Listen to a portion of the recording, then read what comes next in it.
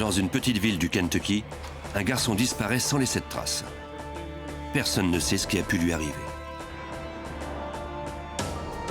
À peine quelques heures plus tard, toute la famille du garçon tente désespérément de le retrouver. Mais les quelques pistes dont on dispose ne mènent à rien. On devra faire appel au FBI pour découvrir l'identité du ravisseur et trouver l'enfant.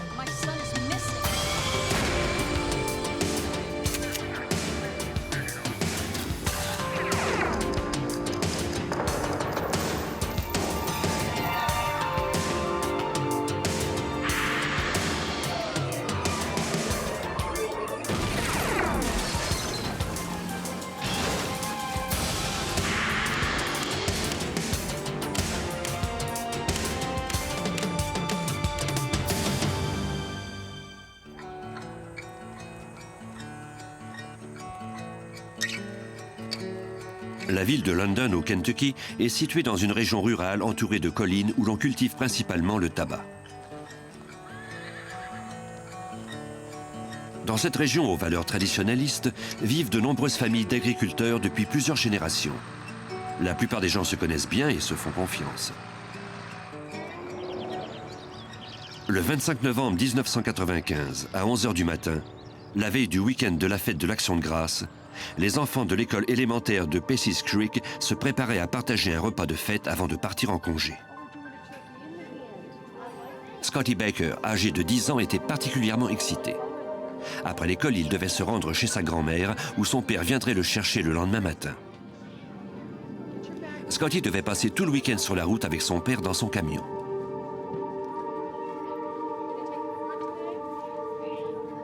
Depuis que ses parents avaient divorcé, Scotty adorait chaque instant passé avec son père et il aimait particulièrement monter à bord du camion que son père conduisait pour son travail.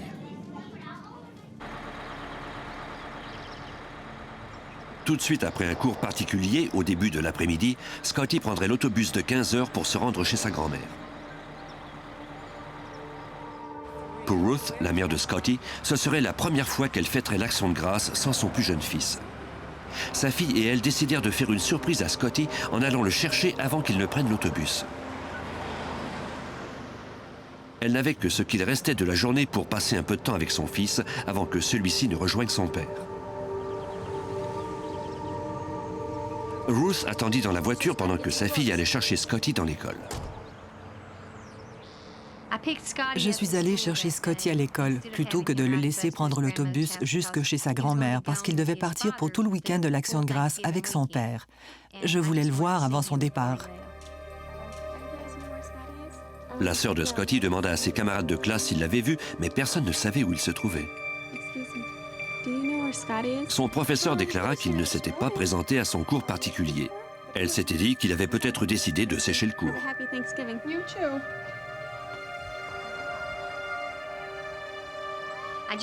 J'ai cru qu'il y avait eu un malentendu. Il ignorait que j'irais le chercher à l'école ce jour-là. J'ai pensé qu'il avait pris l'autobus pour aller chez sa grand-mère et qu'on l'avait manqué. Comme la grand-mère de Scotty n'habitait pas loin de là, le garçon était assurément déjà arrivé chez elle.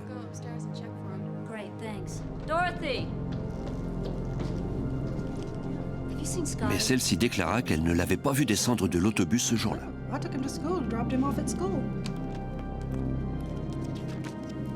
Ruth appela les amis de son fils dans le quartier. Mais personne n'avait vu Scotty non plus. Quand on a cherché dans le quartier et qu'on s'est rendu compte qu'il ne se trouvait chez aucun de ses amis, on est retourné à l'école en se disant qu'il y était peut-être resté pour une raison ou pour une autre, qu'il avait peut-être manqué l'autobus. On ne savait trop que penser. Scotty n'était pas monté à bord de l'autobus. Il ne se trouvait chez aucun de ses amis et il n'avait rien dit ni à moi ni à sa grand-mère.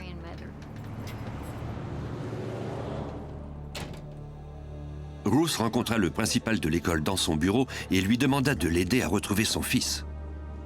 À cette heure, tous les professeurs étaient rentrés chez eux pour le week-end de congé. Le principal lui dit qu'il tenterait de rejoindre les professeurs de Scotty chez eux. C'est alors que Ruth remarqua un détail troublant. Le registre de l'école indiquait que Scotty avait quitté l'école à 11h20 ce jour-là. Le registre se trouvait sur le bureau. J'y ai jeté un coup d'œil et j'ai aperçu son nom. On pouvait y lire que Scotty Baker avait quitté l'école. C'est une certaine Patricia Smith qui avait signé le registre. Ruth connaissait ce nom. Le père de Scotty avait une cousine qui s'appelait ainsi et elle l'avait rencontrée à une seule occasion quelques années plus tôt.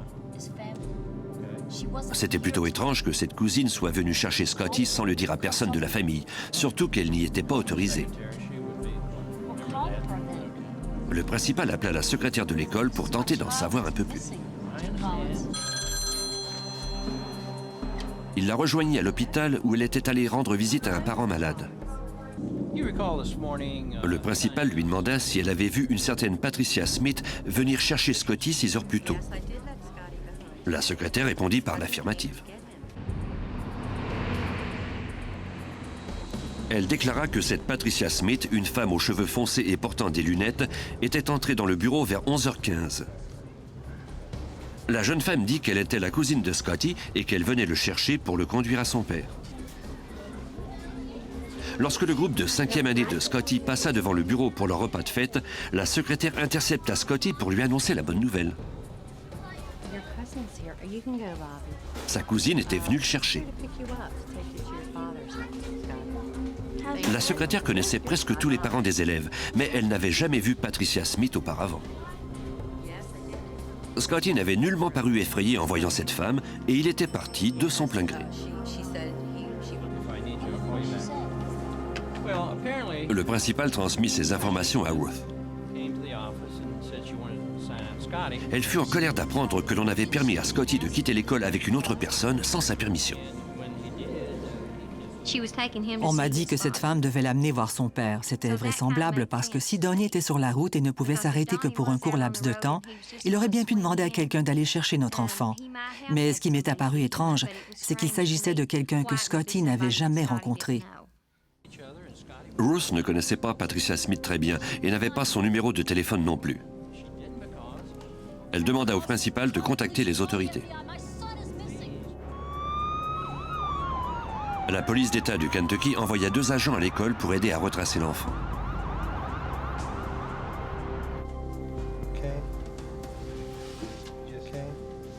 Le principal remit à la police la photo de Scotty Baker et lui fournit les noms et les adresses de tous ses camarades de classe de 5e année. Ruth déclara aux policiers qu'on avait vu son fils pour la dernière fois 6 heures plus tôt, alors qu'il quittait l'école avec une certaine Patricia Smith. Bien que son ex-mari eût une parente du même nom, Ruth ne put fournir son adresse ni son numéro de téléphone. La première tâche des enquêteurs était de retracer cette cousine. L'ex-détective Larry Lewis de la police d'État du Kentucky découvrit alors que Patricia Smith, la cousine de Donnie Baker, vivait tout près de l'école. Nous sommes allés chez Patricia Smith, la cousine de Donnie, pour l'interroger. Elle ne correspondait en rien à la description de l'autre Patricia Smith et elle avait un alibi solide. Pendant la soirée, les policiers se mirent à la recherche de toutes les Patricia Smith dans un rayon de 160 km de l'école de Scotty. Ils en trouvèrent plusieurs. Toutes se préparaient à la fête de l'Action de grâce. Mais aucune d'entre elles ne ressemblait à la femme décrite par la secrétaire de l'école et elles avaient toutes des alibis. Ruth tenta ensuite de joindre son ex-mari Donnie afin de lui demander s'il ne savait pas quelque chose. Elle laissa un message à son attention au gérant de la société de transport pour laquelle il travaillait. Celui-ci lui dit que Donnie était quelque part sur l'autoroute en direction d'Ottawa en Illinois où il devait effectuer une livraison.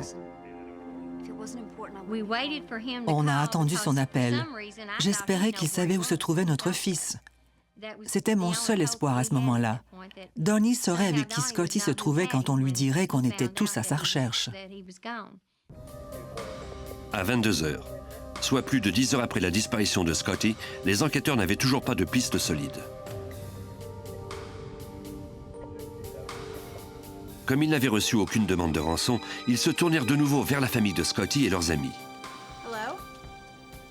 La belle-mère de Scotty, Stephanie Baker, ne s'éloignait pas du téléphone.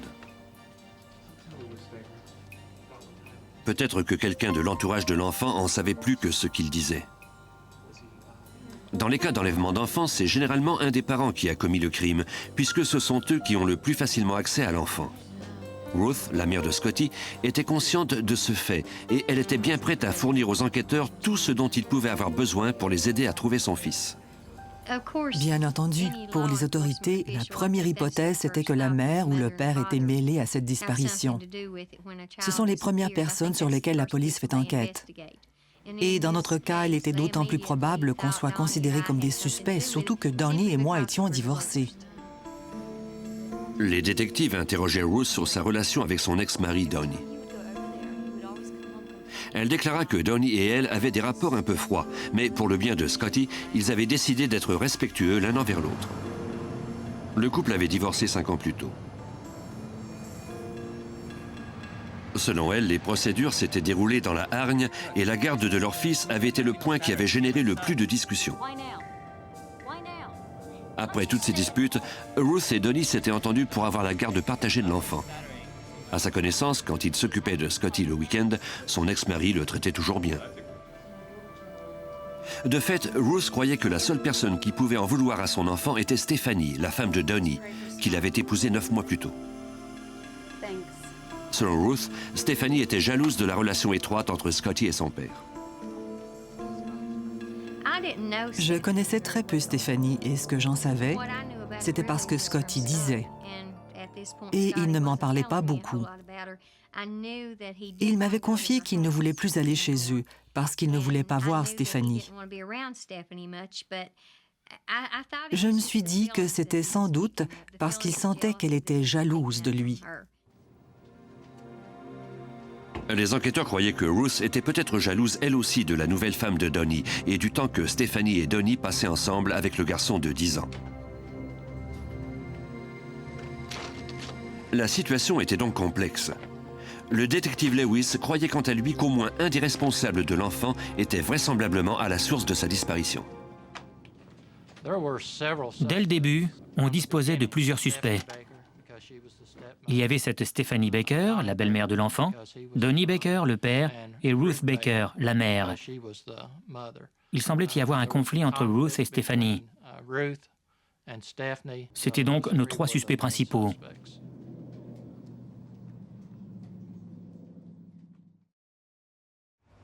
À minuit, le 26 novembre, Scotty avait maintenant disparu depuis plus de 12 heures. Le père de Scotty, Donnie Baker, rentrait de l'Illinois où on lui avait appris la nouvelle de la disparition de son fils.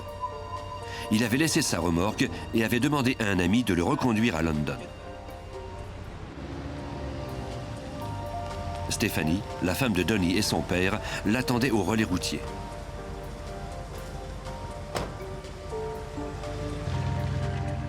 Il n'avait pas la bonne nouvelle qu'espérait entendre Donnie.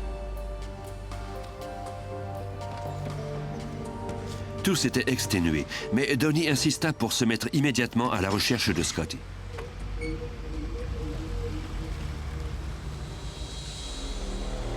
Il se rendit avec Stephanie dans un bois où le père et le fils chassaient souvent et pratiquaient le tir à la cible ensemble. Mais il n'y avait aucune trace de l'enfant.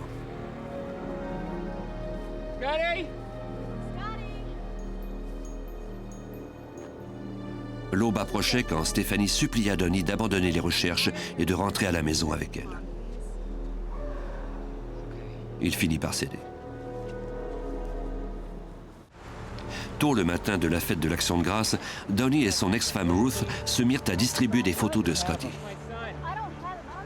La disparition de leur enfant depuis près de 24 heures commençait à susciter de la tension entre eux. Ils se mirent à s'accuser réciproquement d'avoir enlevé Scotty et de le séquestrer quelque part. Malgré cette dispute, Donnie et Ruth poursuivirent toutefois leurs recherches. Ils placardèrent des affiches dans tous les commerces ouverts. En cette fête célébrée par de nombreuses réunions familiales, ils n'eurent guère d'appels indiquant qu'on avait aperçu leur fils. Tout au plus espérait-il qu'il soit toujours en vie.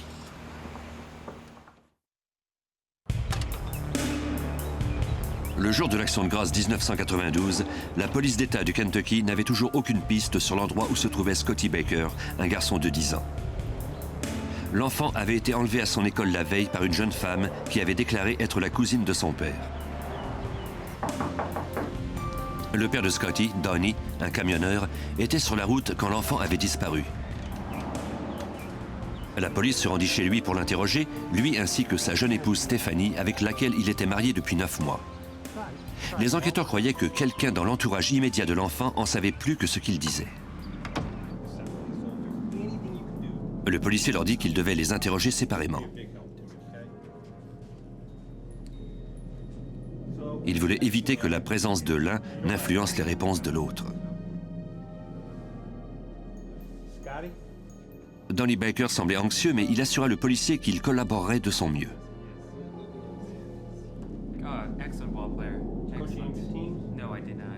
Il confirma le fait qu'il devait aller chercher Scotty le matin de l'Action de grâce, après avoir effectué une livraison en Illinois la veille.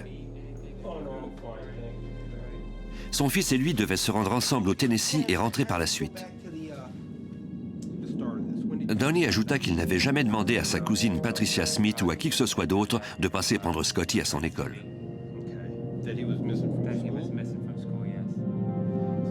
De son côté, Stephanie déclara aux policiers que le jour de la disparition de Scotty, elle avait fait la lessive chez elle avec son amie Suzanne.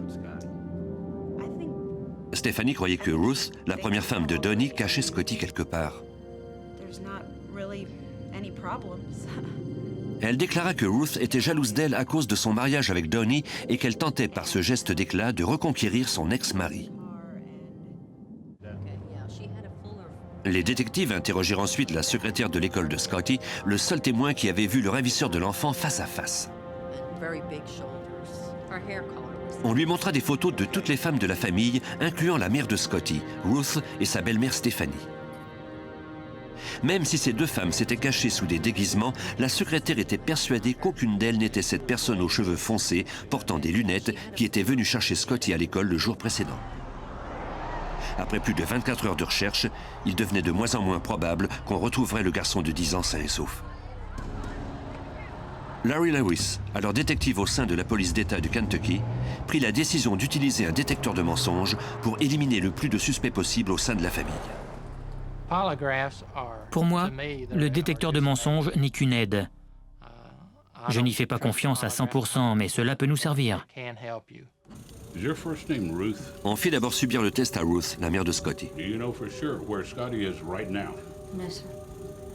Celle-ci fournit également un échantillon de son écriture afin qu'on puisse la comparer à celle de la femme qui avait signé le registre de l'école. L'écriture de Ruth ne correspondait en rien à celle du registre. De plus, le test au détecteur de mensonges n'indiquait aucun signe de tromperie. On m'a fait subir le test du détecteur de mensonges sans problème. Le détective m'a dit que je l'avais passé haut la main. Ainsi, on a immédiatement pu m'éliminer de la liste des suspects. On appela ensuite Donnie, l'ex-mari de Ruth, pour le soumettre à l'examen. Même si la police avait pu confirmer qu'il était à l'extérieur de l'État au moment de la disparition de Scotty, il pouvait quand même être mêlé à cette affaire. L'examen de Donnie ne fut pas concluant et indiquait qu'il avait pu mentir. On espérait obtenir davantage de réponses de sa jeune épouse Stephanie. La police se buta toutefois à un écueil, comme nous l'explique le détective Larry Lewis. On a demandé à Stephanie de se soumettre au détecteur de mensonges, mais elle nous a répondu qu'elle était enceinte. Au service de police de l'État, aucune femme enceinte n'est soumise à ce test. C'est dans nos politiques.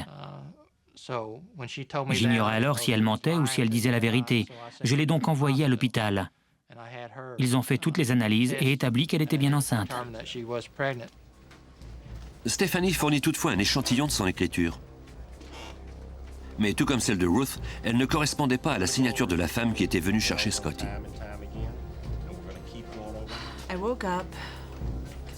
Stephanie fournit également un compte-rendu détaillé de ses activités de la veille.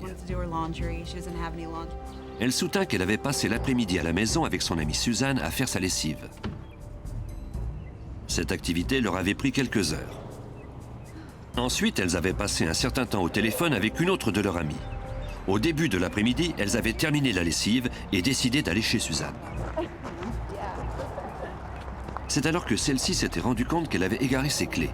Elle craignait de les avoir laissées dans le coffre de sa voiture verrouillé. Stephanie avait alors appelé quelques serruriers, mais n'en avait pas trouvé qui soit disponible. Suzanne avait fini par téléphoner à sa mère pour lui demander de venir la chercher.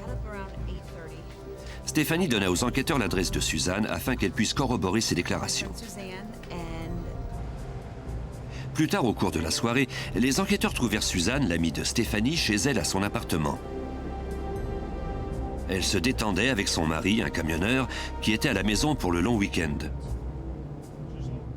Un des détectives lui demanda où elle se trouvait le matin de la disparition de Scotty Baker. Suzanne déclara qu'elle avait passé tout l'avant-midi à faire de la lessive chez Stephanie. Elle ajouta que vers 11 h, Stephanie et elle avaient parlé à une de leurs amies communes dans le but d'organiser une rencontre au cours du week-end. Mais quand elles avaient appris la nouvelle de la disparition de Scotty, plus personne n'avait plus eu envie de sortir. Suzanne nous a donné la même version que Stephanie. Elle était chez son amie où elles avaient fait la lessive.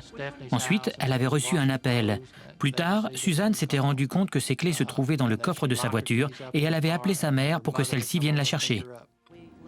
Suzanne fournit à la police le numéro de téléphone de l'amie commune.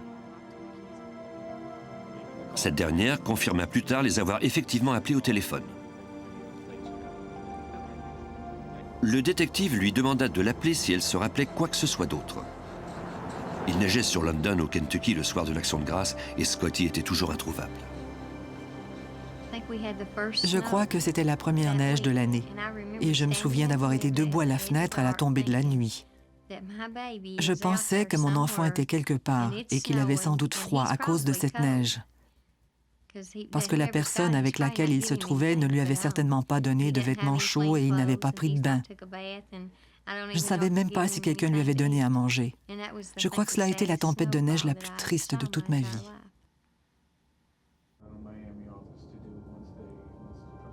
Vendredi 27 novembre 1992, la police d'État du Kentucky appela le FBI pour avoir de l'aide. L'agent spécial Rod Kincaid du bureau du FBI de London apprit que Scotty avait disparu depuis 2 jours. Notre première préoccupation, c'était la sécurité de l'enfant. C'était aussi de faire en sorte qu'il revienne au plus vite auprès de sa famille. Plus une enquête s'étire, plus l'enfant demeure introuvable longtemps et plus il y a de risques qu'il ait été victime d'un meurtre. S'il s'agit d'un enlèvement, il y a plus de risques qu'on s'en soit pris à lui. Scotty pouvait être n'importe où.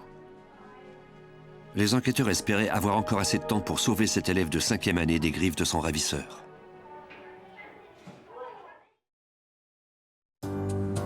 Le 27 novembre 1992, le lendemain de la fête de l'Action de grâce, la petite ville de London au Kentucky était toujours sous le choc depuis la disparition de Scotty Baker, 10 ans, 2 jours plus tôt. Comme on l'avait vu pour la dernière fois en compagnie d'une femme qui prétendait être de sa famille, l'agent spécial Rod Kincaid du FBI, de même que les détectives du comté, cherchèrent des réponses auprès de la famille de Scotty. Notre enquête a consisté principalement à examiner les membres de la famille de Scotty qui avaient facilement accès à l'enfant. Celui-ci était parti de son plein gré. On avait rapporté qu'il semblait très heureux en quittant l'école. Il n'avait pas peur du tout de la personne venue le chercher. Encore une fois, les enquêteurs rencontrèrent Ruth, la mère de Scotty. Elle n'avait guère dormi depuis la disparition de l'enfant. Elle déclara qu'elle n'avait reçu aucune demande de rançon. Ruth croyait que son ex-mari Donnie et sa femme Stephanie, de 21 ans, en savaient plus que ce qu'ils avaient déclaré. Elle se méfiait de la jeune épouse de Donnie. Elle déclara que Stephanie et elle ne s'étaient jamais fréquentées et qu'elles ne se rencontraient qu'à l'occasion dans les commerces de la ville. Mais Ruth ne lui adressait jamais la parole parce que, selon elle, Stephanie manquait de maturité et semblait jalouse d'elle. Quand elle était avec son amie Suzanne, elle se moquait de Ruth de loin. Elle ajouta que Stephanie avait également harcelé ses enfants. À peine une semaine avant la disparition de Scotty, Stephanie avait pris l'enfant et sa sœur aînée en filature alors qu'ils rentraient ensemble à la maison. Scotty croyait que Stephanie le détestait parce qu'il venait souvent voir son père, Donnie. La jeune femme se sentait apparemment menacée par l'étroite relation entre le garçon et son père. Selon Ruth, Scotty n'aimait pas voir son père lorsque Stephanie était avec lui. Ruth semblait être une excellente mère. Elle a fait une très bonne impression sur moi. Je ne la croyais pas responsable de la disparition de Scotty. Elle se comportait comme se comporte une mère inquiète. Au bureau du FBI de London, les agents demandèrent à Donnie, le père de Scotty, de se soumettre à un deuxième test au détecteur de mensonges. Cette fois, il le passa avec succès. Il n'avait pas menti. Donnie avoua alors que, tout comme Ruth, il avait commencé à soupçonner sa jeune femme, Stephanie. Le détective Larry Lewis nous raconte. Donnie était un homme très calme. Ce n'était pas le genre à facilement sortir de ses gonds. Il nous a toutefois beaucoup aidés quand on a finalement réussi à le faire parler.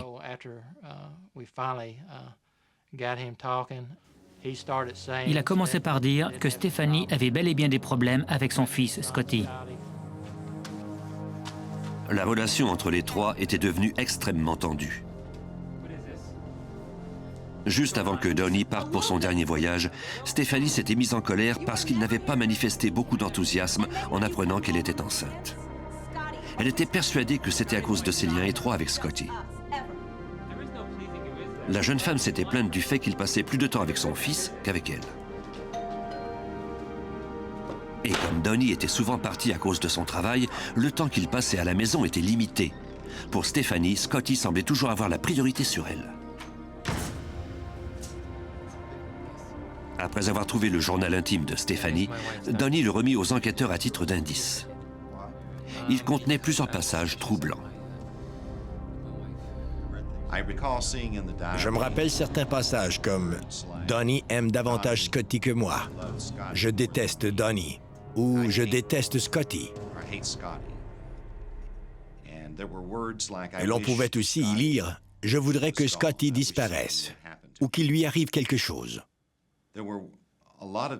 Il y avait donc de nombreuses indications dans son journal démontrant qu'elle détestait Scotty au plus haut point.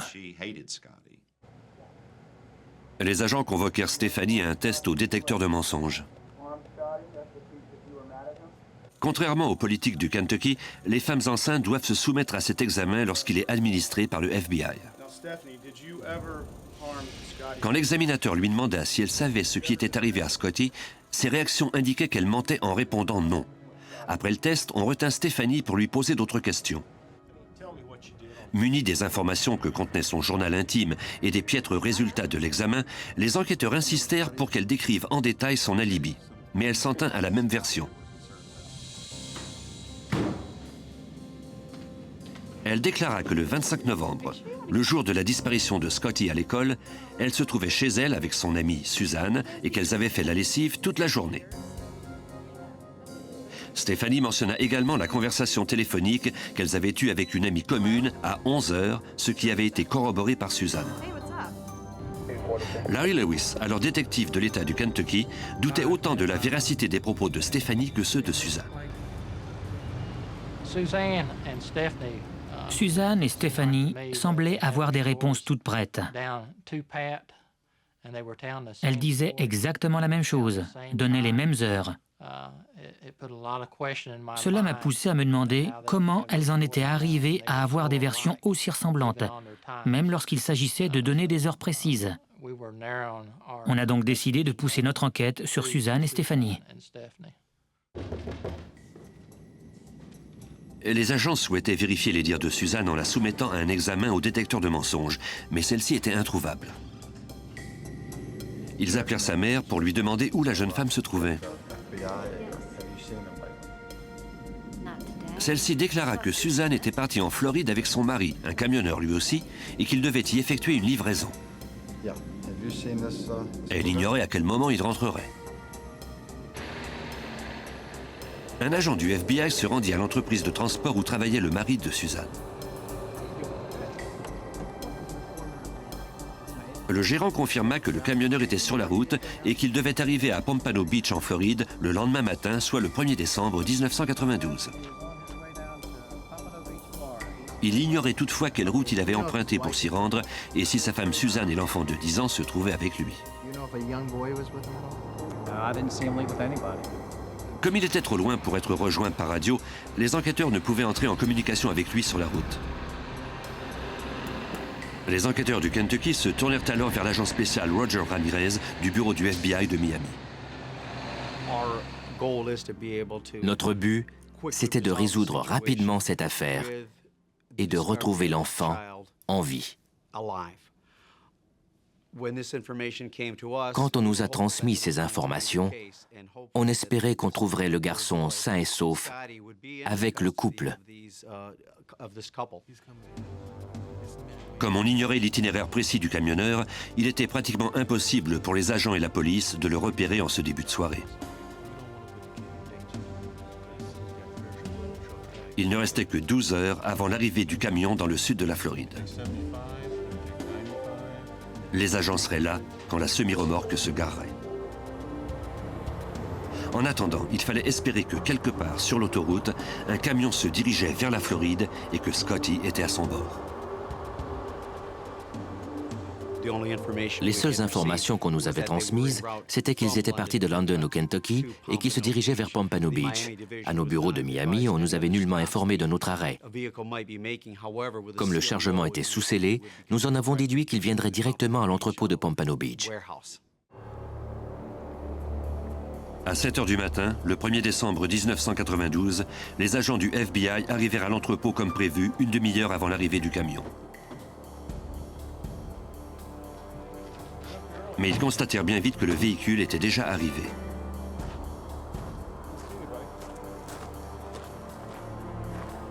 Ils en eurent la confirmation en vérifiant le numéro de plaque d'immatriculation. La portière n'était pas verrouillée, il n'y avait aucune trace du conducteur, de sa femme Suzanne, ni de l'enfant disparu. C'est alors que les agents virent le camionneur surgir de l'arrière du camion. Il leur demanda ce qu'il voulait. On lui a demandé la permission de parler à sa femme. Il nous a dit qu'elle dormait dans la cabine. On lui a alors demandé la permission de fouiller le véhicule en vue de trouver l'enfant disparu, et il a accepté.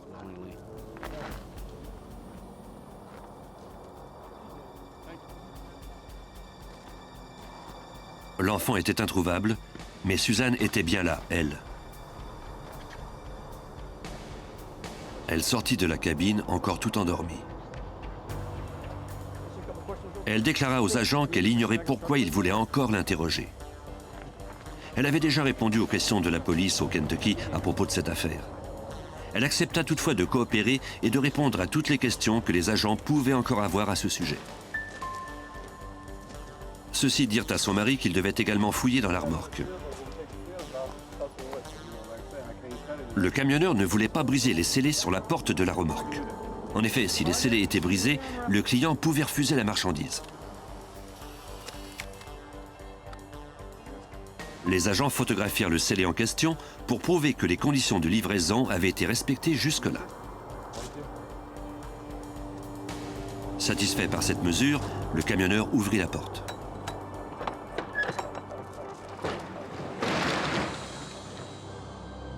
Dans la semi-remorque presque vide, un agent se mit à la recherche de traces de l'enfant disparu pendant que le détective Lewis attendait impatiemment au Kentucky d'avoir des nouvelles. Dans mon fort intérieur, je savais depuis que les 24 premières heures s'étaient écoulées qu'il était plus que vraisemblable que l'enfant ait été victime d'un meurtre.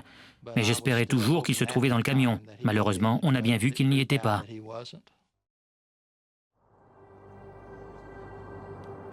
L'agent du FBI de la Floride demanda à Suzanne de lui dire tout ce qu'elle savait à propos de Scotty, le beau-fils de son amie Stephanie.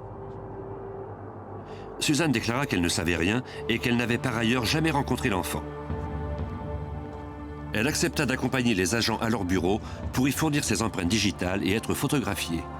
Son mari, lui, devait rester à l'entrepôt avec son camion.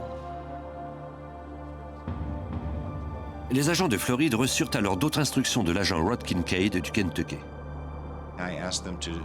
Je leur ai demandé de soumettre Suzanne au détecteur de mensonges afin de tester la véracité de ses propos.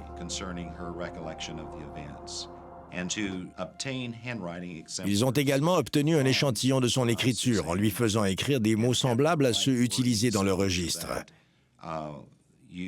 et en particulier le nom de Patricia Smith.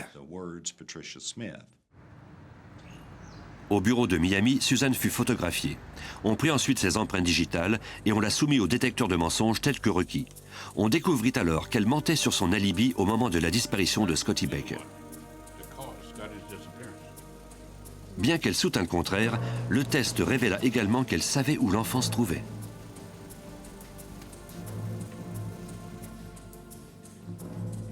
Pendant qu'elle fournissait un échantillon de son écriture, les agents l'informèrent des résultats du test.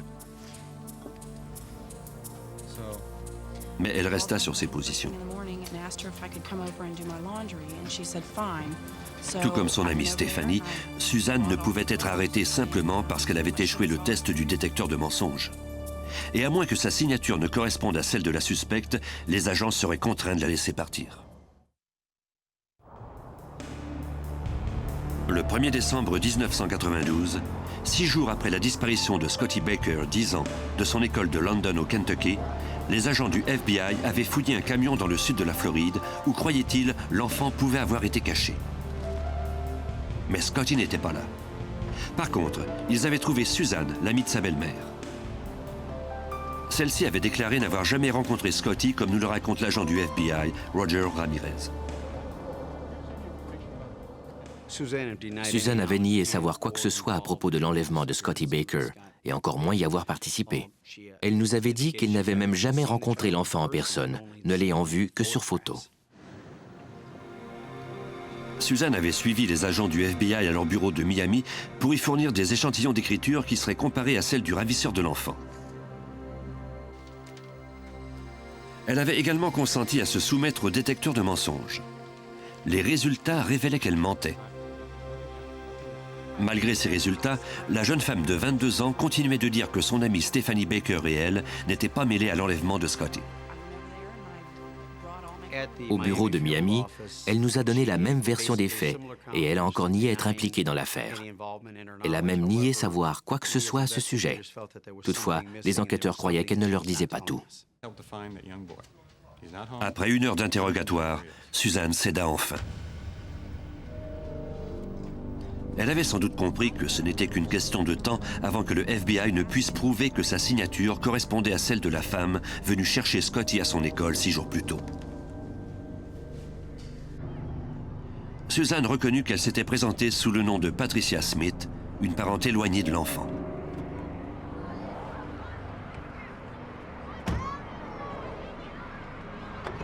Elle déclara que c'était Stéphanie, la belle-mère de Scotty, qui l'avait convaincue d'enlever l'enfant.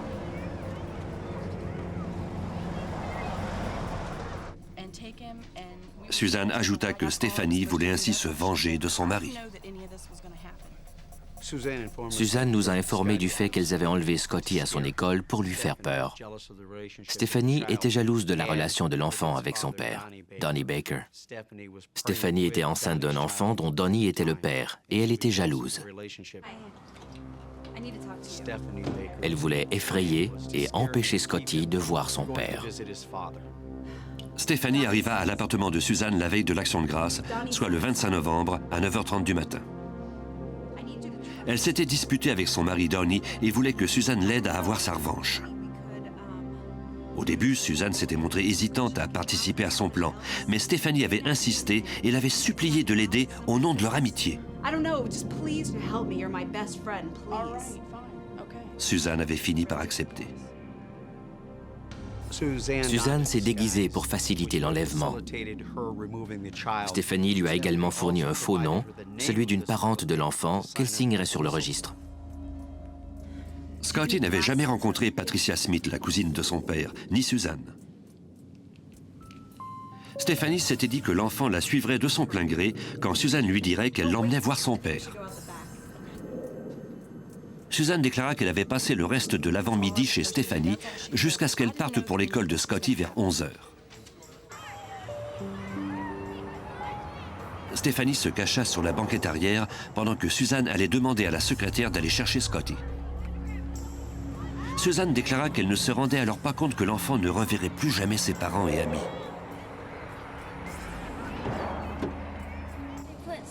Ensuite, Suzanne déclara qu'ils étaient sortis de London, direction nord. Scotty lui dit à quel point il se réjouissait de partir en camion avec son père pour tout le week-end.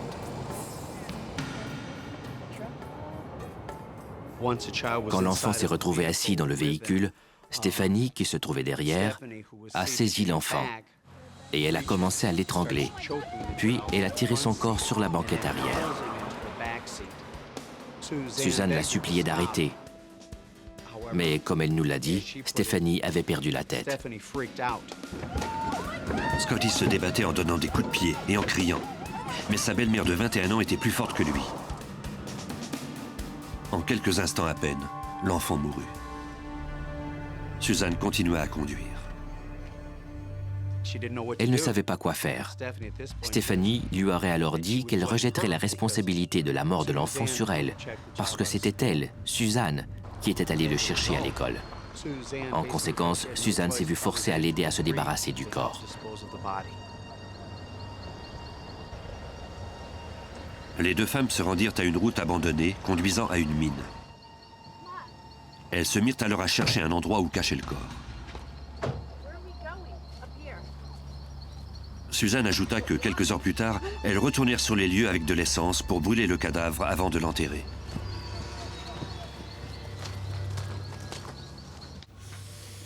Les enquêteurs demandèrent à Suzanne de leur dire où se trouvait le cadavre. Elle leur donna des indications très précises. Je lui ai donné un stylo et du papier et je lui ai demandé de me faire un plan de l'endroit où le corps avait été caché.